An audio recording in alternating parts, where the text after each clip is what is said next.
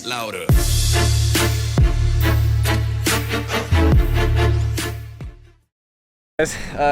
As you can see behind me, we have the truck and the trailer, and this is like my spot. So this is a spot where we always stop when we come out of Colorado into New Mexico. This is Raton, on our way into Texas, and I'm going to buy another freaking car. I got 30 of them. Let's add 31. Tight or not? You gotta check it out. You ain't tight. Oh, hi. No, so this is that's my brother, and he is tagging along for this trip. And I basically just decided, like, it was probably 5 hours ago. I was on Facebook Marketplace in a group, and it popped up, and I said, screw it. I sent him a deposit. I was like, it had like 30 comments on it within 20 minutes. Messaged him, said I'll give you more and hold it. And he did. Sent him a deposit, and I told him I'll be there tomorrow. So we're freaking 11 o'clock at night. We're about 9 hours, 8.5 hours away. We're gonna go get me a new rig. What do you think? Well, No, we literally just pulled up to it. So we're here, gonna check it out. I mean, I already got a deposit in on it, and it should be pretty much already mine. I just gotta pay him the cash. But yeah, we'll take a look at it. One of the cool things is it's got the freaking LS7 in it.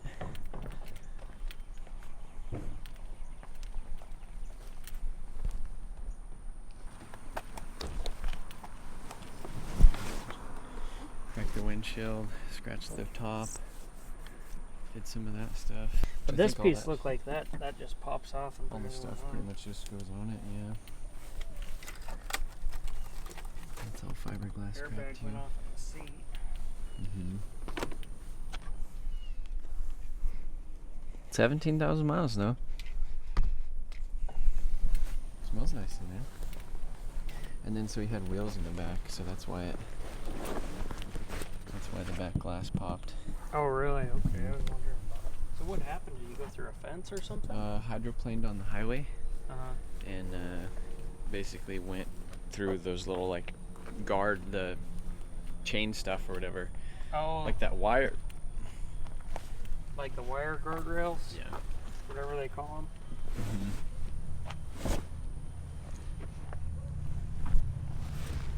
So yeah, we'll wait till he gets here and do the deal. All right, guys. So we got the C6 all loaded up, got it all strapped down, pretty much ready to go and head back. So we're actually here with John. So this is the owner of the car, and so you actually just bought this thing what, 2 days ago? I just bought it 2 days ago. Wrecked it on the way back, and this is the product. And here it is. So here it is. He's actually the admin of the page that I found it on, which is like GTR, RX-7. GTR, NSX, Supra. Yeah, so they have like Lamborghini, Ferrari. yeah, like 50,000 followers on there, and he's the admin of it. And I shouldn't have been on Facebook. I was basically just scrolling through, seeing it. It's posted like 20 minutes ago. Had like 35 comments on it. I messaged him right away. I was like, hey, I'll give you $1,000 more. Hold it for me. I'll come get it tomorrow. And he said, call me. And here we are. So my car is sold in one. Yeah, it was he crazy. literally messaged me overnight last night, and he's here this morning to pick it up. Yep. Yeah, we left last night. I think it was like 9 o'clock, 9:20, and we're here basically at 8:30 in the morning. So she's gone. yeah, she's gone. She's going away. So basically the story is he picked it up in Houston yesterday. As you know, there's kind of like some hurricane stuff going on and a lot of rain. So when you're driving at home, basically hydroplaned, back end started fishtailing 80 miles an hour, 70, I don't even know. Yeah. Hit a metal wire and so the front tires are decent, but as you can see, these back ones are pretty low on tread. And what are they, 320? Yeah, those tires in the back were actually a little bald. 325s? 325s, yeah, and driving in the rain, I guess what it caused was the back end started fishtailing. 18-wheelers drove past me 80 miles an hour to the right, just zoomed past me, and all the water went in my lane, back end started fishtailing, and dude, that was life-changing, man. Yeah. No, it's definitely sketchy. This car was perfect, it was clean, it looked brand new before the accident. I mean, this side looks really good still. Yeah, this side looks good. I mean, hopefully, I'm excited to see what it looks like when you're done with it, to be honest, because yeah. I mean, this car was beautiful. I mean, I want to see it back to like its glory. Like when I bought it, I was so excited. It looked new, it looked awesome, and after the accident, man, I just couldn't even believe it. I didn't want to look at it for another second, so I figured I'd pass it on to someone who knows what to do with it and fix it and make it nice, you know. But and that was also one of my bargaining chips too, is I was like, hey, I got a YouTube channel, you can see it get rebuilt, we'll do some cool stuff with it. And he's like, all right, like, cool. So I sent him a deposit last night. He literally just scrolled through his phone a little bit ago when we got here, and he showed me like over 100 messages, just like scrolling of Dude, just I people had like that 200 wanted. people that wanted this car, literally bidding up on this car. Yeah. But I stuck to my word. You know, you're a good guy, I could tell, and I want to see the YouTube content with the car. So Yeah, I'm definitely excited. And so this isn't your only cool car too. What do you got over here? Nah, I got my Gallardo. Whew. Gated Lamborghini Gallardo. So this is what, 04 gated 6-speed? 04 gated 6-speed. Yeah, these things are freaking sick. It's a pretty loud, rare color too. Yeah. ADV ones, garage kept. I mean, it's got the LP bumper, carbon fiber wing. It's my baby. I don't think I'll ever sell it. And you drive this a lot, right? I drive it every day. It's my That's baby. crazy. And we were just talking about my R8 too, about how much I missed it, how much I sold it for during the pandemic, and you were like, man, I would have given you this for that. I would have bought that R8, to be honest. Oh, yeah. But if I bought it, I probably wouldn't have ended up with this one. So Yeah. I mean, what I say to everyone, man, is if you ever get the opportunity to have a gated V10 Lamborghini Gallardo, take it. It's probably one of the funnest driving experiences you can have in a car. Yeah, it's definitely sick. This thing sounds good too. He ran away real quick to I've made my niece, that's my brother, his daughter cry. I literally started this car up next to his daughter in the garage. She jumped up, started freaking out crying, man. How many miles are on this one? This is actually a driver's car, man. It just hit 40,000 miles. Oh wow. Yeah, so this is a driver's car, man. And so basically the difference between this is like my R8 was like an LP, technically like the 5.2. This is the 5 liter, which I think the 5 liters just sound insane. Oh yeah. The 5 liter sounds so much better than the 5.2s. Dude, if you stand behind this car when you start it, you stand behind it, bro, it'll literally feel like it blows out your eardrums. Yeah. Yeah. Oh yeah, the cold start especially, because they're crazy. Start. Yeah. I mean, I've sat in the car, you don't hear it as loud. And then the other day I tried to take a video, my friend's like, get behind the car. I took a video and I just, it's loud. But it's fun, I mean, it's enjoyable, man. Yeah. Oh yeah. Here, Woo! take it for a spin. All right, we're gonna take it for a little cruise around the block.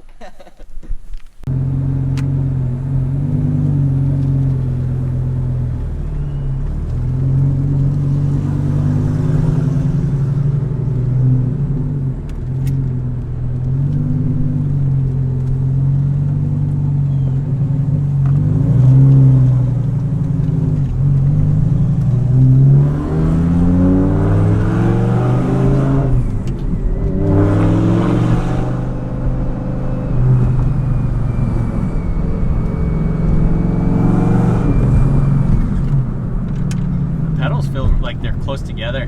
Do they? This shifter's cool though.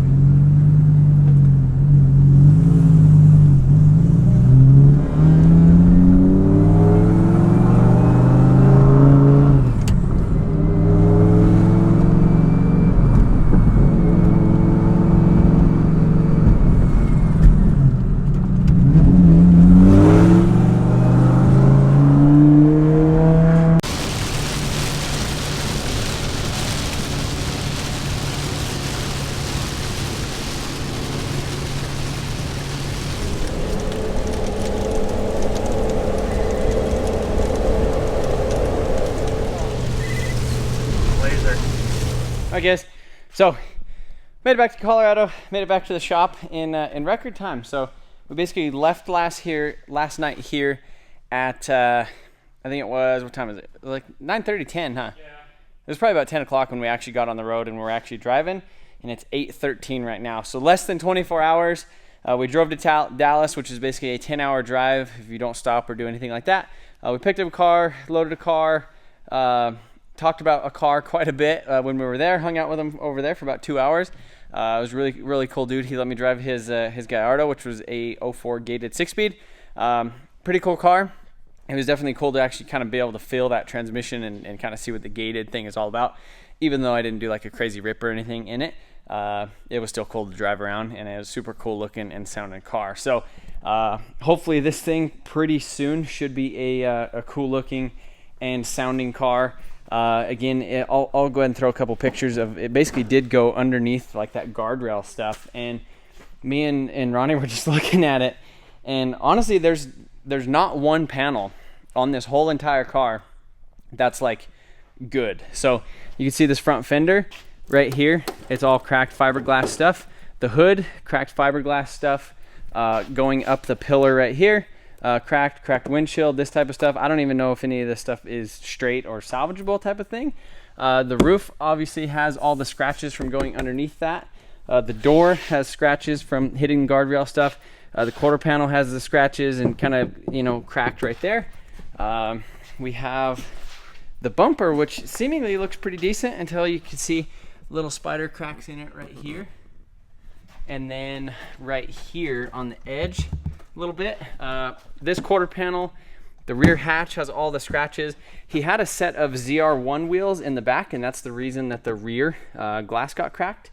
And then obviously we have this door, and then we have this fender, and then we have a piece of a headlight over here. So we have a piece of a headlight which is cracked right here on the bottom. That whole lens is cracked. We have a piece of the door panel, and then we have this front bumper which has this whole chunk missing out of it. So I don't know. I mean, I think for the price that I got it for, it could be one of those things where I could either just part it out, get rid of it, or you know, we could throw a control arm on it and jump the fuel pump relay, and it should be a running driving car, and throw a door and a fender and kind of clean up some other stuff as I see fit, as I find it. You know, make sure nothing's leaking, and we could drift it. We could go on drift week 2 with it. I could have like a cool track car for here at you know, our local like SCCA race, or not SCCA race. They basically have like open track days at the road course at our local track here. So I could take it out and do stuff with that. I could do drift week, like I said. I could do drift Colorado events, throw an angle kit. Again, since this is the Z06, this has the 7-liter aluminum block with basically makes like 505 horsepower from the factory. It has the factory dry sump system. It has the TR6060 transmission, which I think is a little bit better one. And it has the aluminum frame. So everything on this body is fiberglass and the frame is aluminum. So I think it only ends up weighing about 3,100 pounds, depending on what package you have on the inside, which if you get rid of these leather seats, put some race seats and stuff in there, maybe a little bit lighter steering wheel, you could kind of lighten that up a little bit. But again, I don't even really know what package this thing is. So it does have the dash, like the cover is actually kind of coming off of it. I don't know if that's just from it being in the humidity or being in Texas. And also, I don't know, I mean, the windshield is cracked in both places right here, but it doesn't look like anything's buckled, like as far as like the body lines and stuff on it. So again, I mean, I could sand this and you know, fill in a little bit of them scratches, make those go away. Same thing with the hatch.